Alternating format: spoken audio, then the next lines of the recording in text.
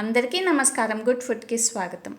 టీతో పాటు బిస్కెట్స్ తినడం మనలో చాలామందికి అలవాటే ఉంటుందండి. ఈరోజు మనం చాలా సింపుల్గా కొన్ని ఇంగ్రీడియంట్స్తో కారీ బిస్కెట్స్ ఎలా తయారు చేయాలో చూద్దాం.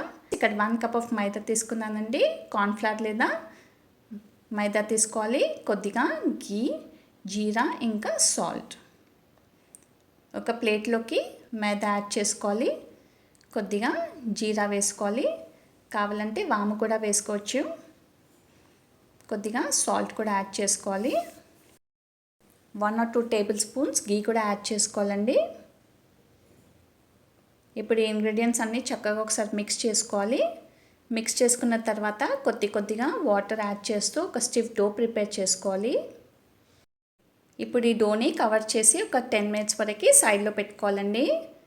అంతలోపు మనం ఒక పేస్ట్ ప్రిపేర్ చేసుకోవాలి. మైదా లేక కార్న్ఫ్లవర్లో కొద్దిగా గీ యాడ్ చేసి ఒక ఫైన్ పేస్ట్ చేసుకోవాలండి. రోటీ మధ్యలో పెట్టడానికి. చూసారు కదా, స్మూత్ పేస్ట్ రెడీ అయిపోయింది. ఇప్పుడు ఈ పిండిని నేను 4 balls చేస్తున్నానండి. ఇవన్నీ రోటీలాగా ప్రిపేర్ చేసి పెట్టుకోవాలి.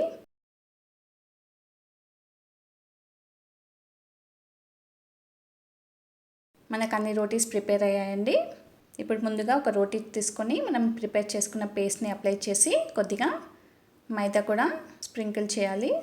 దాని తర్వాత అన్ని రోటీస్ ఇలాగే ఒకదానిపైన ఒకటి పెట్టి పేస్ట్ పెట్టుకుంటూ మైదా వేసుకుంటూ ప్రిపేర్ చేసుకోవాలి.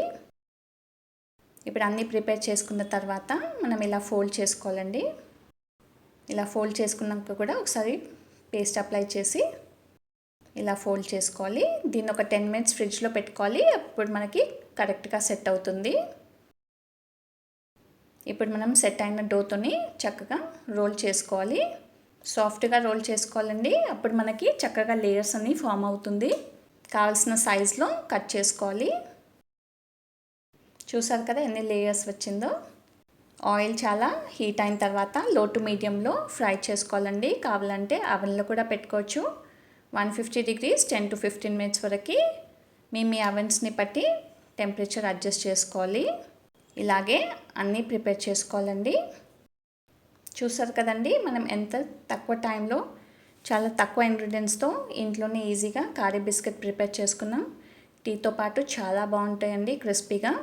తప్పకుండా మీరు ట్రై చేసి మీ ఫీడ్బ్యాక్ ఇవ్వండి. ఇలాంటి ఇంట్రెస్టింగ్ అండ్ హెల్తీ రెసిపీస్ కోసం మన గుడ్ ఫుడ్ని సబ్స్క్రైబ్ చేయండి. అందరికీ కూడా షేర్ చేయండి. Thank you.